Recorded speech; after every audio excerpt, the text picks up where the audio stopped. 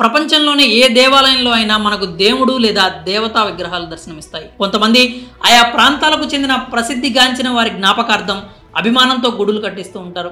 ఇలాంటివన్నీ సర్వసాధారణంగా జరుగుతూనే ఉంటాయి. కానీ ఒక ఆలయంలో వేరే ఏ దేవుడు దేవత లేకుండా బుల్లెట్ బైక్ను దేవతగా కొలుస్తారంటే నమ్మగలమా?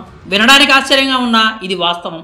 ఇప్పటి వరకు మనం రోడ్డు మార్గంలో వెళ్ళేటప్పుడు ఈ హైవేల పక్కన ఉండే అనేక దేవాలయాలను సందర్శించుంటాం. కానీ జోధ్పూర్, అహ్మదాబాద్లను కలుపుతూ జాతీయ రహదారి 62లో వెళ్తున్నప్పుడు మాత్రం ఓ విచిత్ర ఆలయం కనిపిస్తుంది. అదే బుల్లెట్ బాబా ఆలయం.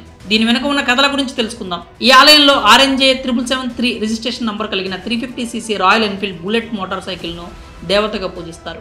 ఈ బైక్ యజమాని ఓం సింగ్ రాథోడ్. ఇతను 1988లో బుల్లెట్ పై వెళ్తున్నప్పుడు అనుకోని ప్రమాదంలో మరణించాడు. సరిగ్గా ఆ ప్రమాదం జరిగిన స్థలంలోనే ఈ ఆలయాన్ని నిర్మించారు గ్రామస్తులు. ఈ ఆలయంలో అతని ఫోటో, విగ్రహం కూడా ఏర్పాటు చేశారు. దీనిని ఓం బన్నా మందిరం లేదా బుల్లెట్ బాబా ఆలయం అని పిలుస్తూ ఉంటారు. అయితే కేవలం అతను చనిపోయిన కారణంగా ఈ ఆలయాన్ని నిర్మించలేదు. దీని వెనుక ఆ గ్రామస్తుల నమ్మకాలతో కూడిన ఓ కథ దాగి ఉంది. స్థానిక జానపద కథనాల ప్రకారం ఓం సింగ్ రాథోడ్ బైక్తో సహా ప్రమాదానికి గురైన తరువాత పోలీసులు ఆ బైక్ను దగ్గరలోని పోలీస్ స్టేషన్కి తీసుకుని వెళ్లారు. అయితే ఆ తర్వాతి రోజు ఉదయం ఆ బైక్ పోలీస్ స్టేషన్లో కాకుండా ప్రమాదం జరిగిన స్థలంలో ప్రత్యక్షమయ్యేదట.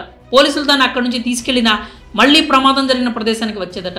ఇది కొన్ని రోజుల పాటు ఇలానే కొనసాగింది. అంతేకాదు చనిపోయిన వ్యక్తి జాతీయ రహదారి మీద ప్రమాదాలు జరగకుండా కాపాడేవాడట. దీంతో అక్కడి స్థానికులు ఒక ఆలయం నిర్మించాలని నిర్ణయించుకున్నారు. అలా అనుకున్నదే తడవుగా ఆలయం కట్టేసి అందులో ఓం సింగ్ రాథోడ్ ఫోటోలు, విగ్రహం, బైక్ పెట్టి పూజలు చేయడం ప్రారంభించారట. ఈ విషయాన్ని కొండవార్ అనే వ్యక్తి చెప్పుకొచ్చారు. ఇప్పటికీ ఈ ఆలయానికి వచ్చి పూజలు చేయించుకుంటున్నారు. కొత్తగా బైక్స్ కొన్నవారు ఈ ఆలయానికి వచ్చి పూజలు చేయించుకుంటారట. పైగా ఈ గుడి దగ్గర ఓ చెట్టు కూడా ఉంది. ప్రజలు ఆ చెట్టుకి ఓ ఎర్రటి దారం కట్టి బుల్లెట్ బాబాపై తమకున్న విశ్వాసాన్ని చూపిస్తారట. కాగా ఈ ఆలయంలో ఇంకొక విచిత్ర పద్ధతి కూడా ఉంది. మందిరం అంతా చూడటానికి సాంప్రదాయ దేవాలయంలో ఉన్నప్పటికీ అక్కడ పవిత్ర జలం ఉండదు. దానికి బదులుగా అక్కడి ప్రజలు ఆచారంలో భాగంగా విస్కీ బాటిల్ని తీసుకువస్తారట. రాజస్థాన్లోనూ ఓం సింగ్కి సంబంధించి ఆలయాలు చాలా ఉన్నాయి. ఇక ఈ వెరైటీ ఆలయం సామాజిక మాధ్యమాల్లో వైరల్ అవుతోంది. దీనిని చూసిన నెటిజన్స్ రకరకాలుగా కామెంట్స్ చేస్తున్నారు. మరి ఈ బుల్లెట్ బాబా ఆలయంపై మీ అభిప్రాయాలు ఏంటో కామెంట్స్ రూపంలో తెలియజేయండి.